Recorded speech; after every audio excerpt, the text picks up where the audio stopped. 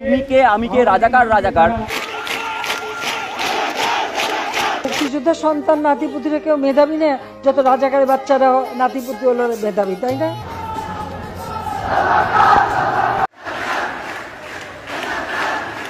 আমরা মাস মিডিয়ায় শুধু এইটুকখানি দেখতে পাচ্ছি, কিন্তু পরের লাইনগুলো খুবই গুরুত্বপূর্ণ। বলছে কারা? স্বৈরাচার স্বৈরাচার স্বৈরাচারী সরকার আজকে ছাত্র আন্দোলনকে রাজাকার বলে দাগিয়ে দিচ্ছে। যেমন ভারতবর্ষে অ্যান্টি ন্যাশনাল বলে দাগানো হয় আমাদেরকে, যখনই আমরা ভারত রাষ্ট্রের অগণতান্ত্রিক স্বৈরাচারী পদক্ষেপগুলির বিরোধিতা করি, ভারত রাষ্ট্র আমাদেরকে অ্যান্টি সোশ্যাল অ্যান্টি ন্যাশনাল বলে দাগায়। ঠিক তেমনই বাংলাদেশে রাজাকার বলে দাগানো হচ্ছে। ছাত্র আন্দোলন যেমনই হোক না কেন, তার বিরুদ্ধে যে ফ্যাসিবাদী আক্রমণ, স্বৈরাচারী আক্রমণ, নির্বিচারে ছাত্রদের গুলি করা, ধর্ষণ করার মতো ঘটনা উঠে আসছে, এই বিষয়গুলির আমাদের একত্রিত হয়ে বিরোধিতা করতে হবে। আমাদের মাথায় রাখতে হবে, বাংলার মাঝখানে বর্ডার পড়লেও আজও আমাদের বাঙালি জাতিসত্তা এখনও জাগ্রত। কিন্তু সে সন্ত্রাস রাষ্ট্রীয় বাহিনীর দ্বারা চলছে।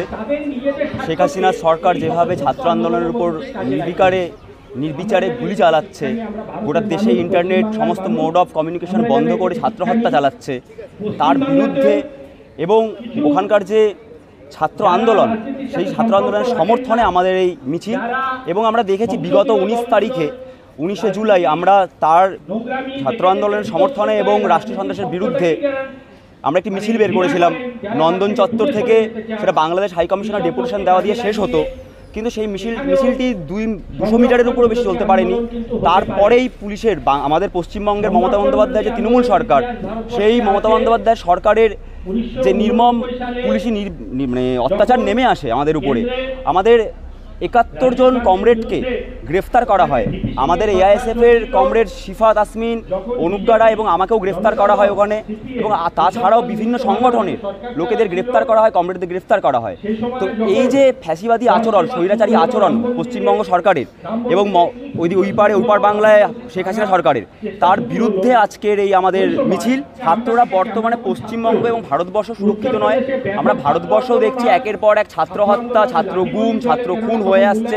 আমরা জানি না যে স্টুডেন্ট নাজিবের বর্তমানে কোথায় সে রয়েছে, সে কি হত্যা হয়ে গেছে, তার মা বসে রয়েছে ছেলের লাশের আশায়। কমসে কম ভারত যদি তার ছেলের লাশটাও দিয়ে দেয়, তবু সেই মা একটু সান্ত্বনা পায়। আমরা দেখেছি রোহিত ভেমুলার হত্যাকাণ্ড ভারতবর্ষে, সুদীপ্ত সেন থেকে শুরু করে আরও অনেককে মারা হয়েছে ভারতীয় রাষ্ট্রের দ্বারা, পশ্চিমবঙ্গের পুলিশের দ্বারা। এবং সেই একই প্রচেষ্টা আমরা 71-এর পর থেকে এবং 71-এর আগেও বাংলাদেশেও দেখে এসেছি। এবং বাংলাদেশেও যেভাবে নির্বিচারে গণহত্যা চালানো হচ্ছে ছাত্র আন্দোলনের উপরে, সেইটাকে ধিক্কার জানিয়ে এবং সেটার প্রতি সহমর্মিতা জানিয়ে একজন স্টুডেন্ট হিসাবে, একজন ছাত্র হিসাবে আমরা এই মিছিলের সবকিছু বন্ধ করে দেওয়া হয়েছে। এটা তো ভারত রাষ্ট্রে আমরা দেখতে পাচ্ছি একই জিনিস। ফ্যাসিবাদের চরিত্র, স্বৈরাচারের চরিত্র সবসময় এক। ভারতেও কাশ্মীরে যদি দেখতে পান, কাশ্মীরে বহুদিন ধরে সেই ইন্টারনেট পরিষেবা বন্ধ। এবং এখানেও যখনই কোনো আন্দোলন গড়ে ওঠে, সরকার সবার আগে যে কোনো মোড অফ কমিউনিকেশন বন্ধ করে দেয়, যাতে আমরা কোনো রকমের কমিউনিকেট না করতে পারি, এই আন্দোলনে বিদ্রোহের আগুন যাতে না ছড়িয়ে পড়তে পারে। সেই একই প্রচেষ্টা চালাচ্ছে বাংলাদেশ সরকার এবং সেটা বৃহৎ পরিমাণে চালাচ্ছে। এবং সেখানে প্রত্যেক দিন রাত্রিবেলা ফায়ারিংয়ের আওয়াজ পাওয়া যাচ্ছে, বিভিন্ন ভিডিও ফুটেজ সামনে আসছে, যার দ্বারা গণহত্যা চলছে তার প্রমাণিত। এবং তাতে যে সরকারের এবং ছাত্রলীগের, বাংলাদেশ ছাত্রলীগের ইন্ধন রয়েছে তাও প্রমাণিত।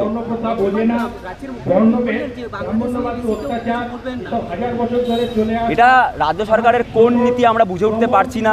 তিনি তো বাংলাদেশকে তিস্তার জল থেকেও বঞ্চিত করছেন। আমরা মানছি যে ভারতবর্ষ তিস্তার জলের প্রয়োজন আছে, কিন্তু মানবিকতার স্বার্থে আমাদের এটাও মাথায় রাখতে হবে যে ওপার বাংলার আমার ভাই বোনেদেরও সেই জলের প্রয়োজন রয়েছে। এবং তিনি বলবেনটা কি, তিনি এখানে দুর্নীতির সাথে যুক্ত। সেখানে আমাদের এখানকার টেট দুর্নীতি, প্রাথমিক শিক্ষক পদে যে নিয়োগ দুর্নীতি, গরু পাচার, সোনা পাচার, তার দলের লোকেরা নারদাকাণ্ডে সারদাকাণ্ডে ঘুষ নিয়েছে। এবং সেই একই ইস্যুতে বাংলাদেশেও হচ্ছে, ছাত্র আন্দোলনের প্রতি নির্মম অত্যাচার নামিয়ে আনছে। সেই একই ইস্যুতে বাংলাদেশেও একটা ছাত্র আন্দোলন হচ্ছে। তো তার বলার কি থাকতে পারে? তিনি যা বলবেন তা হিপোক্রিসি আর কিচ্ছু হতে পারে না। বাংলাদেশ সরকার এখন ছাত্রদেরকে শুধু প্রতিপক্ষ বানাচ্ছে না, তাদেরকে রাজাকার বলেও দাগাচ্ছে। এবং সেখান থেকে একটা স্লোগান উঠে আসছে, তুমি কে আমি কে রাজাকার রাজাকার। আমরা মাস মিডিয়ায় শুধু এইটুকখানি দেখতে পাচ্ছি, কিন্তু পরের লাইনগুলো খুবই গুরুত্বপূর্ণ। বলছে কারা?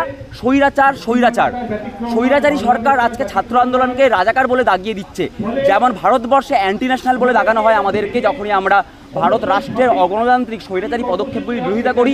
ভারত রাষ্ট্র আমাদেরকে অ্যান্টি সোশ্যাল, অ্যান্টি ন্যাশনাল বলে দেখায়, ঠিক তেমনই বাংলাদেশের রাজাকার বলে দেখানো হচ্ছে। এবং সেই জায়গাতে ছাত্রদের যে ক্ষোভ, ছাত্রদের যে বিক্ষোভ, রাগ, ঘৃণা, হতাশা, তা ফুটে উঠছে ছাত্র আন্দোলনের এই রাজাকার স্লোগানের মাধ্যমে।